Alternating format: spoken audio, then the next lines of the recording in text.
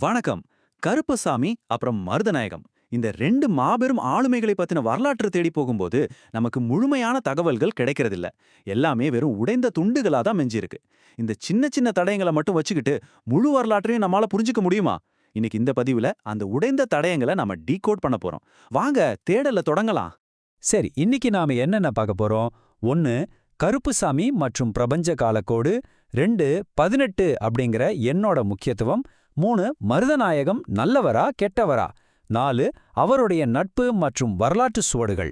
பகுதி 1 கருப்பசுவாமி மற்றும் பிரபஞ்ச காலக்கோடு புனைக்கதைகளின் கணித அளவுகோல். இப்போ நான் ஒரு நம்பர் சொல்றேன், அதை கொஞ்சம் கவனிங்க. 4,32,000. நம்ம கைக்கு கிடைச்ச மூல தரவுகள்ல கருப்பசாமி பத்தின வரலாறு வெறும் வார்த்தைகளா இல்லாம இப்படி கற்பனைக்கே எட்டாத பிரம்மாண்டமான எண்களை தான் பதிவாயிருக்கு. இது ஏதோ ஒரு மாபெரும் காலச்சக்கரத்தோட குறியீடு மாதிரி தெரியல. ஆனா ஆச்சரியம் என்னன்னா, இது வெறும் ஆரம்பம் மட்டும்தாங்க. அடுத்து என்ன வருதுன்னு பாருங்க. 8,64,000. ஆமாங்க, முந்தைய எண்ணை விட இது அப்படியே டபுள் ஆகுது. சரியாக 2 மடங்கு. வரலாற்று குறிப்புகள்ல எண்கள் இப்படி துல்லியமா இரட்டிப்பாவது எதை குறிக்குது? ஒருவேளை கருப்பசுவாமி அப்படிங்கிற தெய்வத்தோட எல்லையற்ற காலத்தை இந்த எண்கள் சுட்டி காட்டுதா? இப்ப ரெண்டையும் சேர்த்து பாருங்க. ஒரு பக்கம் 4,32,000, இன்னொரு பக்கம் 8,64,000. இந்த ரெண்டு பிரம்மாண்டமான எண்களும் ஏதோ ஒரு பிரபஞ்ச சுழற்சியை குறிக்கிற மாதிரி இருக்கு. இதை வச்சு பார்க்கும்போது ஒன்று மட்டும் நல்லா புரியுது. நாம இங்க ஒரு சாதாரண மனித வரலாற்றை பார்க்கல, மாறாக ஒரு மாபெரும் பிரபஞ்ச கணக்கீட்டை பார்த்துக்கிட்டு இருக்கோம். இப்போ திடீர்னு அந்த எண்களோட அளவு குறையுது. 96,000 லட்சங்கள்ல இருந்த கணக்கு இப்போ ஆயிரங்களுக்கு வந்துடுச்சு. ஆனாலும் யோசிச்சு பாருங்க, இதோட பிரம்மாண்டம் கொஞ்சம் கூட குறையல. புராணங்கள்ல தேவர்களோட கால கணக்கிற்கும் மனிதர்களோட கணக்கிற்கும் உள்ள வித்தியாசத்தை இந்த மாதிரி எண்கள் தான் நமக்கு தெளிவா பிரித்து காட்டுது. மீதமுள்ள எண்களை பார்த்தீங்கன்னா அது ஒரு மர்மமான இறங்கு வரிசையில போகுது. 512 ஆண்டுகள், அப்புறம் 12 மாதங்கள், 10 நாட்கள், 8 மணி நேரம், கடைசியா 0 நிமிடங்கள். இது பார்க்கறதுக்கு ஒரு காஸ்மிக் கவுண்டவுன், அதாவது பிரபஞ்சத்தின் ஒரு கவுண்டவுன் மாதிரி தெரியல. எல்லாமே 0வை நோக்கி பயணிக்குது. இந்த மர்மம் உண்மையாவே நம்மள ஆழமா சிந்திக்க வைக்குது. பகுதி 2 18 மர்மம், ஒரு கணித குறியீடு. கருப்பசாமி தரவுகள்ல திரும்ப திரும்ப ஒரு ஹிப்னாட்டிசம் மாதிரி ஒலிக்கிற ஒரு கணித குறியீடு இருக்குன்னா அது இந்த எண் 18 தாங்க. நம்ம கலாச்சாரத்துல இது ரொம்பவே ஆழமான ஒரு எண் இல்லையா? ஆனா நம்ம தரவுகள்ல இது ஏதோ ஒரு சாதாரண நம்பரா மட்டும் இல்ல, மொத்த இடத்தையும் இது ஒட்டுமொத்தமா ஆக்கிரமிச்சிருக்கு. 18 18 18ன்னு இடைவிடாம இந்த எண் வரிசையா வந்துகிட்டே இருக்கு. ஏதோ ஒரு பழங்கால மந்திரத்தை திரும்ப திரும்ப உச்சரிக்கிற மாதிரி கிடைக்கப்பெற்ற ஒவ்வொரு வரியிலும் இந்த நம்பர் டசன் கணக்குல இருக்கு.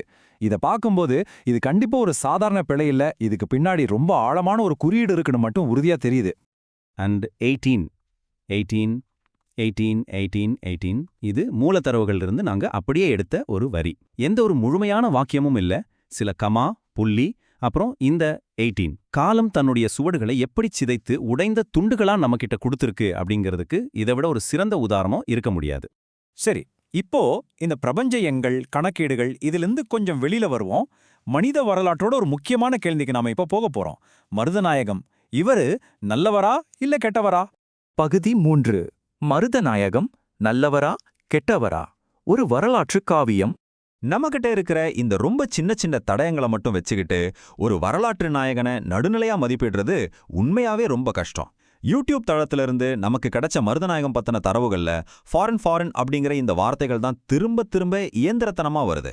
டிஜிட்டல் உலகத்தோட இந்த இரைச்சல்களுக்கு நடுவுல உண்மையான வரலாற்றை தேடி கண்டுபிடிக்கிறது எவ்வளோ பெரிய சவால்னு இது அப்பட்டமா காட்டுது. இதுல எங்க இருக்கு மருதநாயகம் பத்தின உண்மை? பகுதி 4 வரலாற்று சுவடுகள் மற்றும் கூட்டணியின் தேடல். ஃப்ரெண்ட்ஷிப் முகமது, அதாவது நட்பு முகமது. அந்த சிதைந்து போன டிஜிட்டல் இரைச்சலுக்கு நடுவுல நமக்கு கிடைச்சிருக்கிற அர்த்தமுள்ள ரெண்டே 2 வார்த்தைகள் இதுதான். இது எதை குறிக்குது? மருதநாயகத்தோட கூட்டணிகளை பத்தி பேசுதா? ஒருவேளை முகமது அப்படிங்கிற நபர் கூட அவருக்கு இருந்த வரலாற்று முக்கியத்துவம் வாய்ந்த கூட்டணி இது சுட்டி காட்டுதா? வேற வழி இல்ல, இந்த 2 வார்த்தைகளை வச்சுக்கிட்டு தான் நாம ஒட்டுமொத்த வரலாற்றையும் அனுமானிக்க வேண்டியிருக்கு. இந்த சின்ன சின்ன வார்த்தைகளை வச்சு நாமளே ஒரு காலக்கோட்டை உருவாக்கி பார்ப்போம். முதல் நாள் ஃபாரின், அதாவது வெளிநாட்டவர் தலையீடு. 2ஆம் நாள் ஃப்ரெண்ட்ஷிப் முகமது, ஒருவரோட ஏற்பட்ட நட்பு அல்லது கூட்டணி. 3ஆம் நாள் டுடே, அதாவது இன்று, கடந்த காலத்துல நடந்த அந்த இரைச்சல்கள்ல தொடங்கி சில கூட்டணிகளை உருவாக்கி இன்னைக்கு நாம் அவரை எப்படி பார்க்கறோம் அப்படிங்கிற ஒரு சின்ன கதையை இந்த 3 வார்த்தைகளே நமக்கு சொல்லுது. இறுதியா அந்த தரவுகள்ல மிஞ்சி இருக்கிறது தேங்க்யூ அப்படிங்கிற இந்த ஒற்றை வார்த்தை மட்டும்தான். மருதநாயகம் நல்லவரா கெட்டவரா அப்படிங்கிற நம்ம கேள்விக்கு இந்த மூல தரவுகள் எந்த ஒரு நேரடியான பதிலையும் கொடுக்கல. அவர் ஒரு மாபெரும் மர்மமாகவே விடைபெறுகிறார் அப்படிங்கறத மட்டும்தான் இந்த தரவுகள் நமக்கு உணர்த்துது. இங்க நாம எந்த தரப்பையும் ஆதரிக்கல, தரவுகள்ல என்ன இருக்கோ அதை அப்படியே நடுநிலையா உங்ககிட்ட கொடுத்துருக்கோம். வரலாறு அப்படிங்கிறது 8,64,000 மாதிரியான பிரபஞ்ச எண்களாவும் நட்பு அப்படிங்கிற தனித்து விடப்பட்ட வார்த்தைகளாவும் சுருங்கி போகும்போது அந்த மாபெரும் காவியங்களை நாம உண்மையாவே எந்த அளவுக்கு புரிஞ்சு வச்சிருக்கோம். ஒருவேளை இதே மாதிரி ஒரு புதிய கதையை உருவாக்கி கொடு தமிழ் அப்படின்னு நீங்க இப்ப கேட்கலாம். ஆனா இந்த உடைந்த தரவுகளுக்குள்ள மறைஞ்சிருக்கிற மீதிக் கதைகளை தேடுற பொறுப்பை நான் உங்ககிட்டயே விட்டுடுறேன். கொஞ்சம் யோசிச்சு பாருங்க. இந்த விளக்க படிவில் என்னோடு இணைந்திருந்ததற்கு ரொம்ப நன்றி.